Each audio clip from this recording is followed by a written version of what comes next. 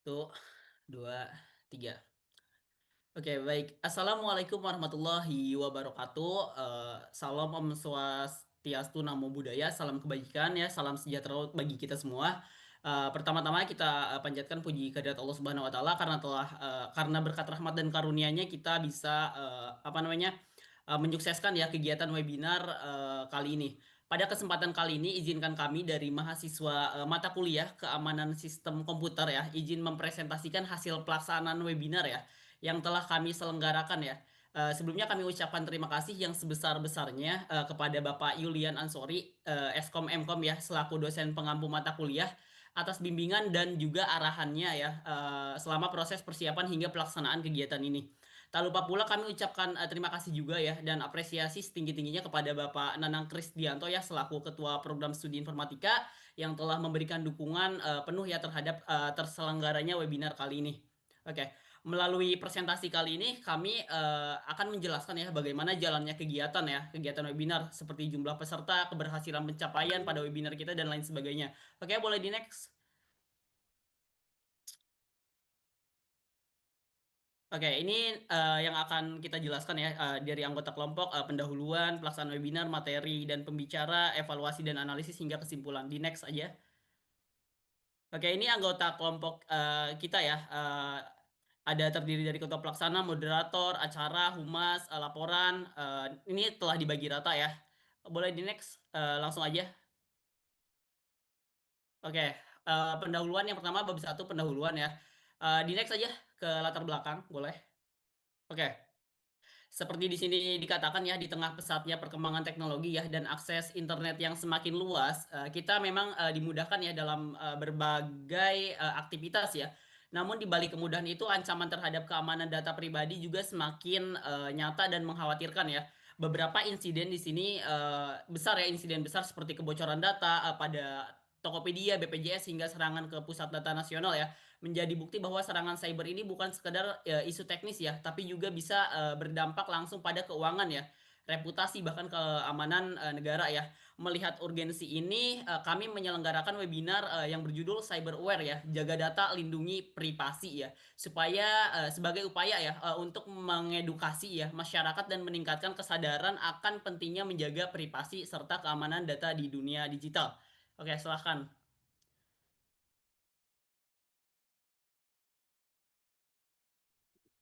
Oke, selanjutnya yaitu ada tujuan webinar. Yang pertama, meningkatkan kesadaran akan pentingnya keamanan data pribadi dan privasi digital. Nah, supaya masyarakat itu sadar akan pentingnya keamanan data dan juga privasinya.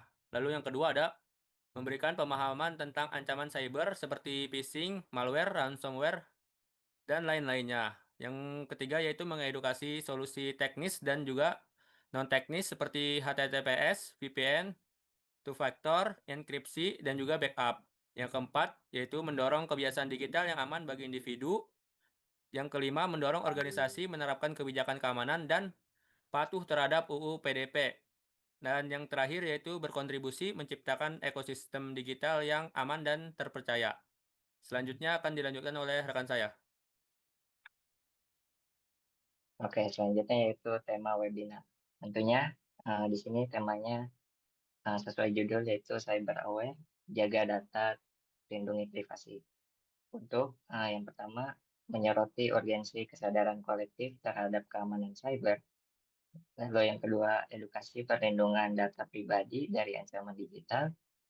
Lalu terakhir yaitu fokus pada dua pilar utama yaitu jaga data, aspek teknis, lalu lindungi privasi, aspek perilaku dan kesadaran. Next. Nah, di sini ada waktu dan tempat pelaksanaannya.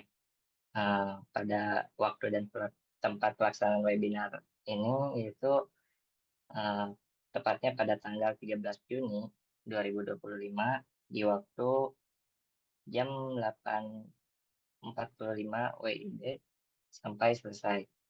Nah, di tempat platform daring Zoom meeting. Next akan dilanjutkan oleh rekan saya. Baik, selanjutnya masuk ke pelaksanaan webinar ya. Pertama, untuk pembentukan panitia, ada Ketua Pelaksana Muhammad Imam Fatur Rahman, lalu Sekretaris Fawaz Akil Wafi, acara Rizky Suryawijaya, Humas ada Ali Nasrullah dan Ilham Maulana, PDD itu ada Hafiz, ada Raja Revanuri, ada Ahmad Fikri, Ezra Darel, Sirul Fatih, Guna Fatala, Rizwan Fatur Rahman, dan Irfan Hasan Zahrawi. Lalu untuk bagian laporan ada Firdaus Satriutomo, Arya Agung Triadi, dan Sindu Natawijaya. Selanjutnya ada promosi dan pendaftaran. Itu media yang digunakannya itu WhatsApp. Untuk penyebaran informasi dilakukan melalui pesan broadcast, grup internal, dan komunitas eksternal untuk menjangkau peserta secara langsung dan personal. Lalu yang kedua, melalui media partner.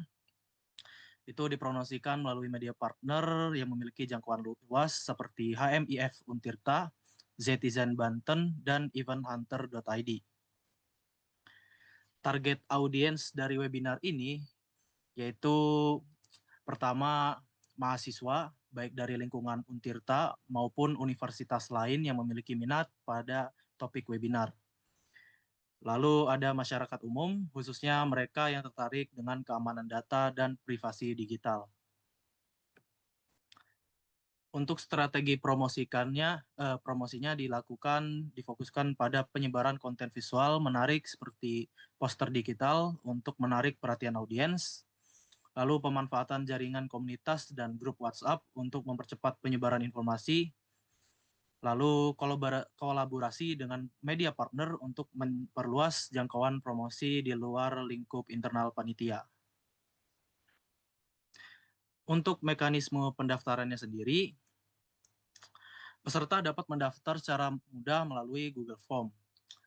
Link formulir itu disediakan dalam setiap materi promosi dan mencakup data penting seperti alamat email, nama lengkap, nomor WhatsApp aktif, asal instansi, status pendaftar, apakah pelajar, mahasiswa, pekerja, umum, atau lainnya.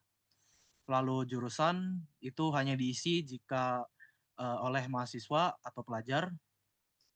Lalu bagaimana Anda mengetahui informasi tentang webinar ini? Apakah dari WhatsApp, media sosial, atau teman atau lainnya?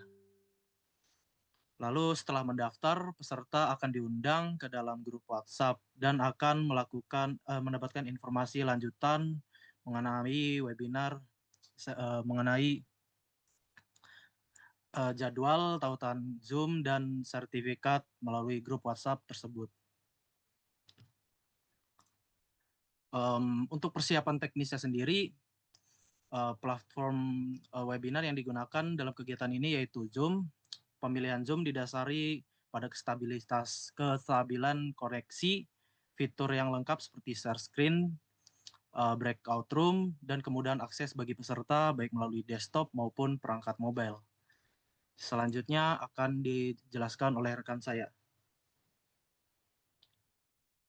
Oke, selanjutnya jalan acara. Yang pertama, acara dibuka oleh moderator yaitu Muhammad Rizky Suryawijaya, yang kemudian ada sambutan yang disampaikan oleh Ketua Panitia Pelaksana kita yaitu Muhammad Imam Fatur Rahman. Lalu pematerinya ada Ibu Olilah STMTI dengan topik Cyber Aware Jaga Data Lindungi Privasi, yang mana materinya disampaikan secara interaktif dan aplikatif, serta diberikan contoh kasus dan juga tips praktis. Lalu ada sesi tanya jawab. Nah, di sesi pematerinya sendiri, materi membahas pentingnya kesadaran keamanan siber, ancaman digital seperti phishing, malware, dan kebocoran data. Disampaikan juga cara melindungi data pribadi dengan password kuat, seperti 2FA dan pembaruan sistem. Selanjutnya akan dibacakan oleh rekan saya. Baik, untuk sesi tanya jawabnya, di sini ada beberapa pertanyaan populernya. Yang pertama adalah tindakan setelah kena phishing atau malware. Lalu yang kedua adalah apakah Meta mencuri data untuk AI? Dan yang ketiga, bahaya menerima cookies sembarangan. Untuk jawabannya disertai studi kasus dan juga saran praktis. Lalu untuk penutupan acara, rangkuman materi oleh moderator. Lalu setelah itu ada dokumentasi bersama, lalu baru acara akan resmi untuk ditutup. Selanjutnya akan dilanjutkan oleh rekan saya. Di sini ada gambar dari demografi peserta. Berdasarkan data yang dihimpun dari formulir pendaftaran, mayoritas peserta webinar berasal dari kalangan mahasiswa, yaitu sebanyak 79,2% dari total responden. Selain mahasiswa, peserta juga terdiri dari pelajar, yaitu sekitar 6,3%, pekerja sekitar 7,3%, masyarakat umum sekitar 6,3%, dan guru 1,1%. Hal ini menunjukkan bahwa tema webinar sangat relevan dengan dunia pendidikan tinggi dan menarik perhatian mahasiswa sebagai target utama. Boleh di next.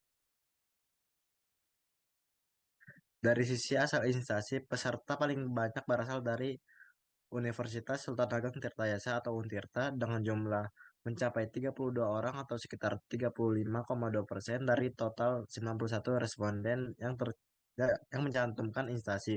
Disusul oleh UIN, Sunan Gunung Jati Bandung sebanyak 7 orang, serta beberapa universitas lainnya seperti Universitas Bina Bangsa, Universitas Serang Raya, dan instansi lainnya dengan jumlah lebih sedikit. Terdapat juga sekitar 15% yang tidak mencantumkan instansi.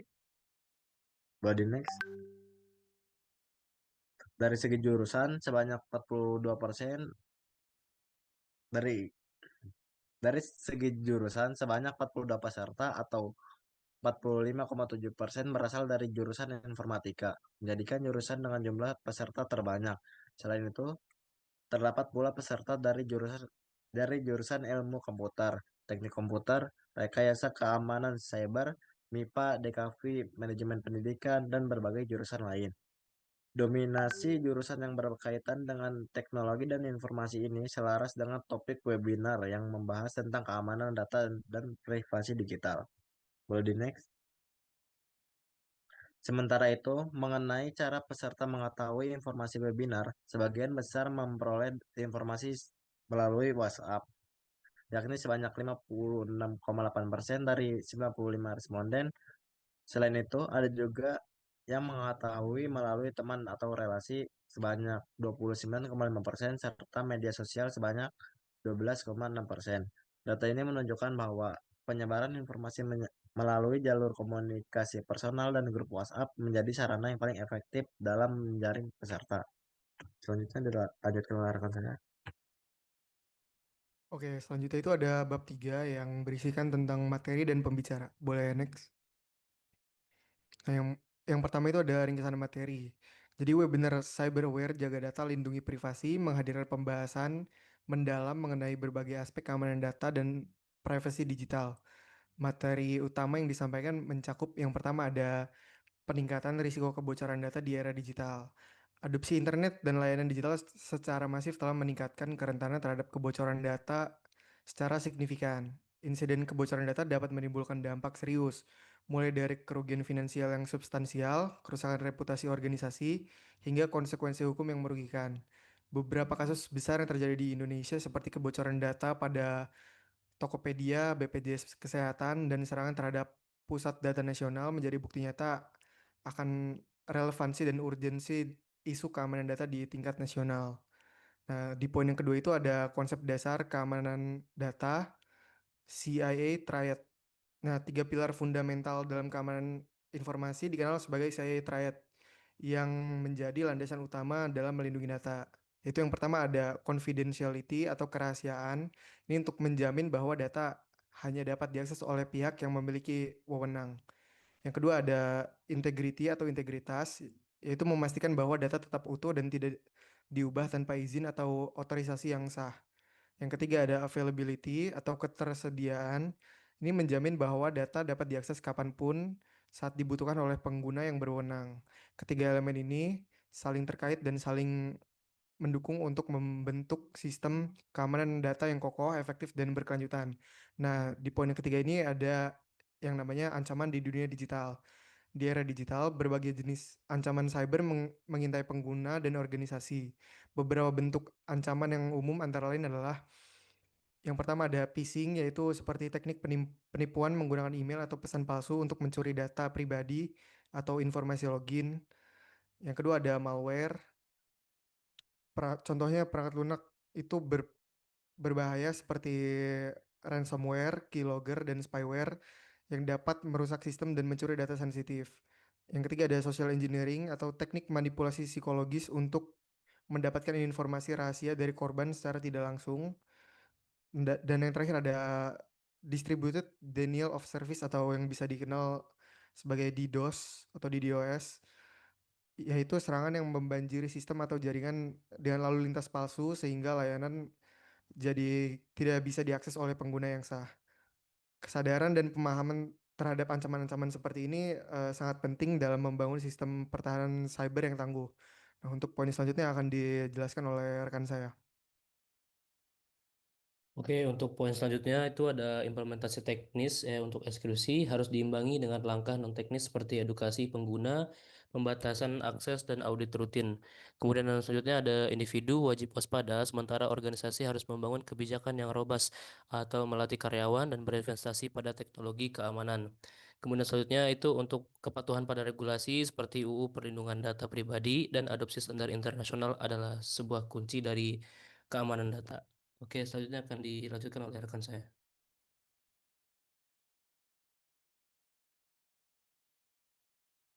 Ya, kali ini ada profil pemateri yaitu Bu Kholilah, STMTI. Beliau sendiri untuk riwayat pendidikannya S1-nya berada di Universitas Pasundan dalam bidang ilmu teknik informatika 2008 sampai 2012. Lalu S2-nya berada di Universitas Bina Nusantara dengan bidang ilmu teknik informatika 2016 sampai 2018. Nah, riwayat pekerjaan beliau sendiri dapat dilihat di tabel. Kholilah STMTI sendiri sekarang merupakan dosen tetap di Universitas Sultan Ageng Citra Yasa dengan pengalaman yang lebih dari 15 tahun di bidang keamanan cyber dan teknologi informasi. Beliau sendiri memiliki keahlian khusus dalam keamanan sistem komputer, kriptografi, dan forensik digital yang dibuktikan melalui pengajaran mata kuliah seperti keamanan sistem komputer, kriptografi, dan komputer forensik. Kholilah juga aktif sebagai instruktur untuk berbagai organisasi ternama seperti Infra Digital Foundation atau IDF dan Kominfo, di mana beliau telah memberikan pelatihan tentang keamanan cyber, operasi keamanan cyber, cyber security operation, (CISCO), serta teknologi terkait seperti kecerdasan buatan (AI) pada berbagai audiens, termasuk profesional dan pelajar. Dapat dilihat pada tabel. Dengan latar belakang pendidikan S1 Teknik Informatika dari Universitas Pasundan dan S2 Informatika dari Universitas Bina Nusantara, Kholilah memiliki landasan akademik yang sangat kuat, pengalaman yang praktis, dan beliau mencakup penelitian di bidang teknologi informasi serta pengabdian masyarakat yang mendukung dalam penerapan teknologi digital yang menjadikannya narasumber yang sangat kompeten untuk membahas tantangan keamanan data di era digital saat ini. Selanjutnya akan dilanjutkan oleh rekan saya. Oke, selanjutnya relevansi materi. Materi yang dipaparkan sudah sangat relevan dengan tujuan utama webinar, yaitu meningkatkan kesadaran dan pemahaman masyarakat tentang pentingnya menjaga data pribadi dan privasi di era digital.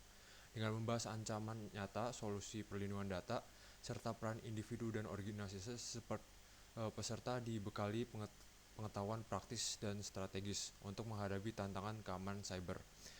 Penekanan pada regulasi dan standar internasional juga mendorong penerapan praktik terbaik di lingkungan pribadi maupun profesional, sejalan dengan upaya nasional memperkuat perlindungan data di Indonesia. Selanjutnya bab 4 akan dijelaskan oleh rekan saya.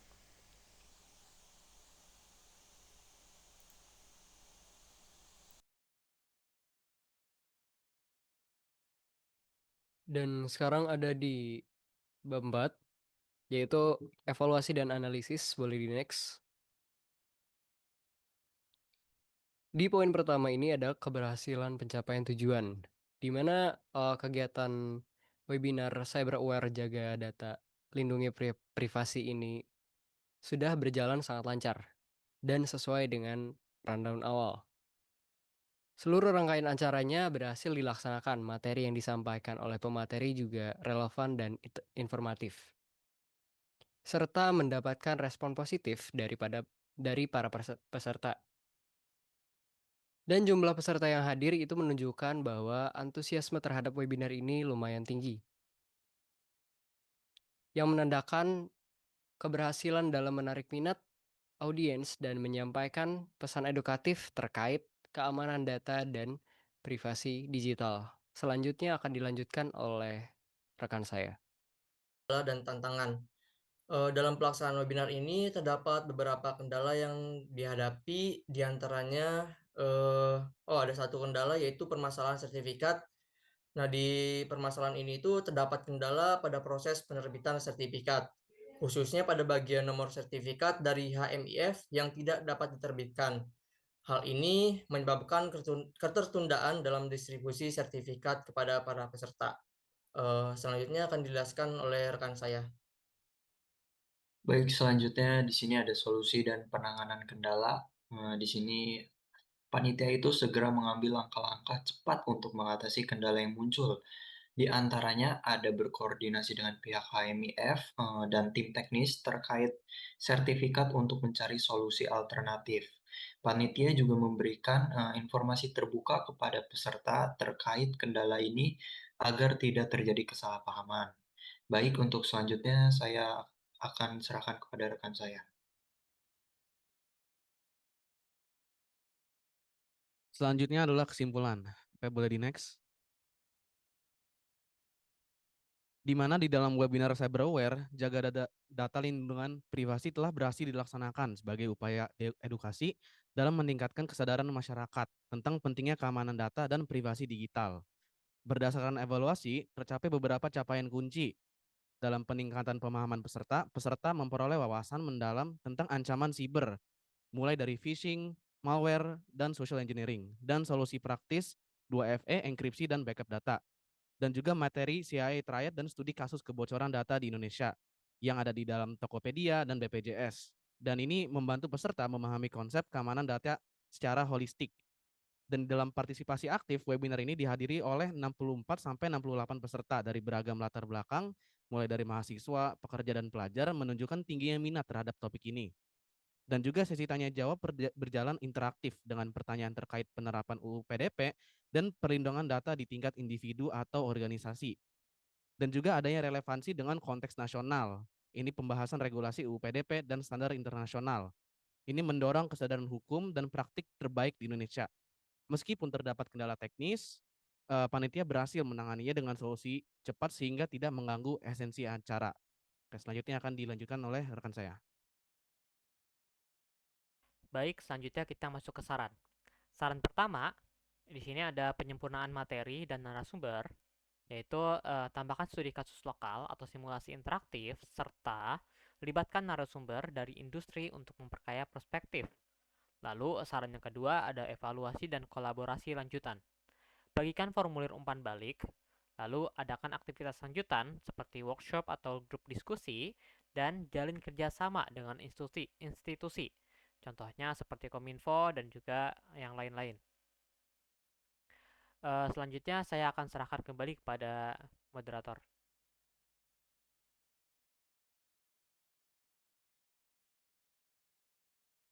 Oke, terima kasih kepada rekan-rekan semua yang telah mempresentasikan hasil dari webinar kita.